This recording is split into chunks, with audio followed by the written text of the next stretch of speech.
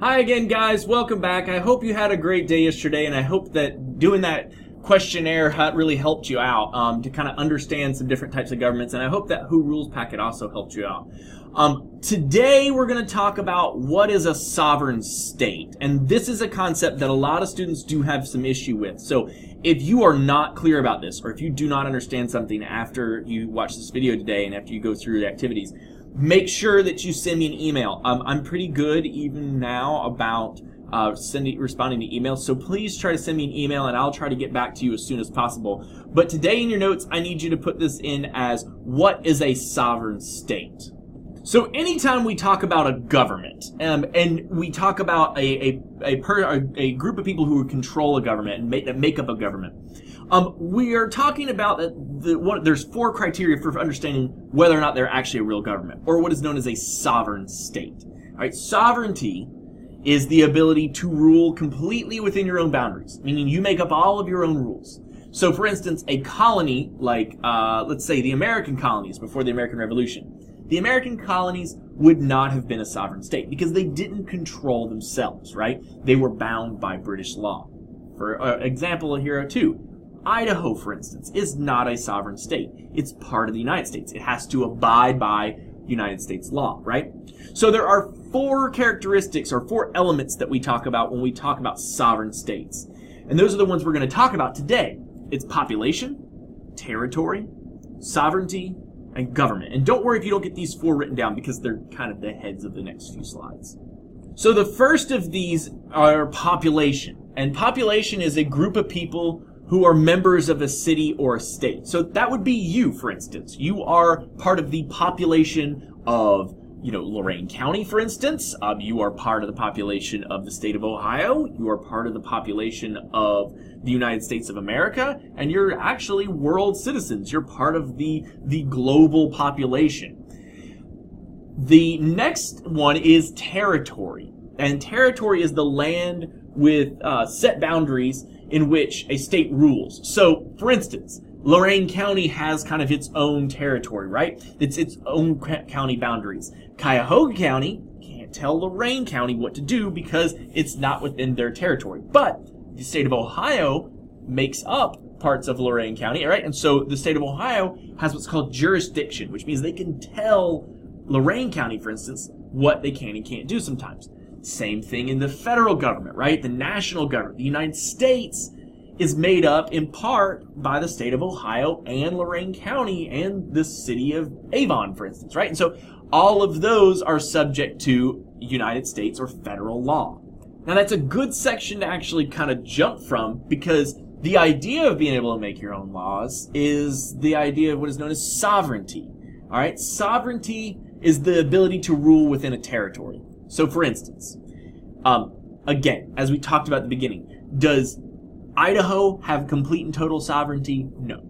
They do make the laws and rules within their own state, and they don't have to listen to other states necessarily. But are they a completely sovereign state? They're not, because they have to abide by the United States law. Here's another example. The Vatican in Rome. The Vatican City is what is known as a city-state, which means it's all by itself. It runs itself, it makes its own rules, its own laws, it collects its own taxes. It is a sovereign state. That's why many of you were allowed to pick it on your fantasy geopolitics, right?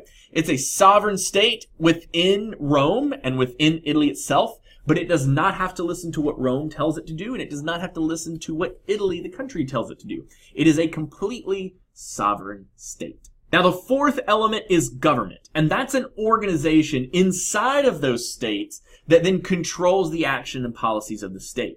That means that they make the rules, they make the laws, they keep the peace, they collect taxes, they do all these things.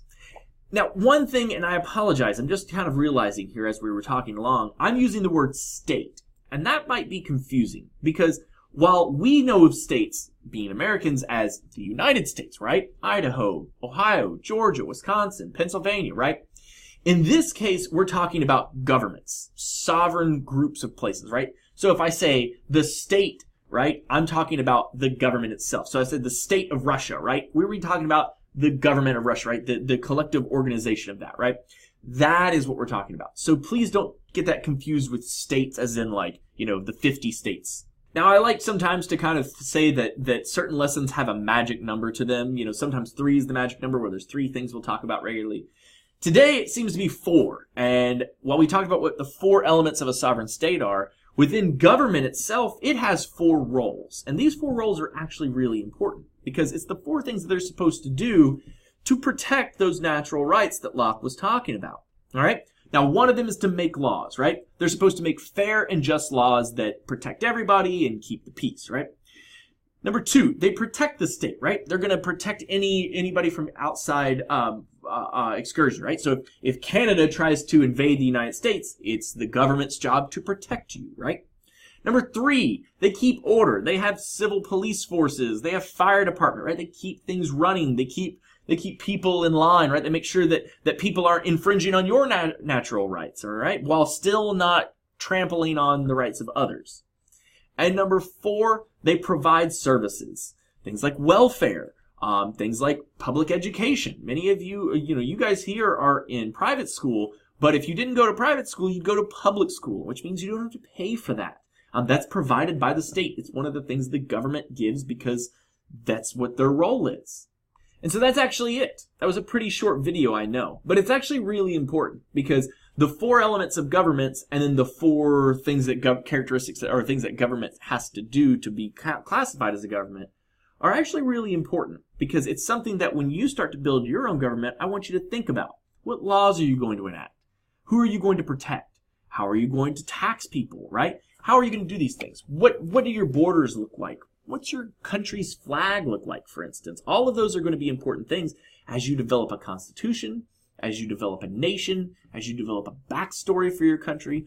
All of those are critical. So please make sure you have all of this in your notebook. If you have any questions, ask the sub or send me an email tonight, and I will make sure to try to get back to you as soon as possible.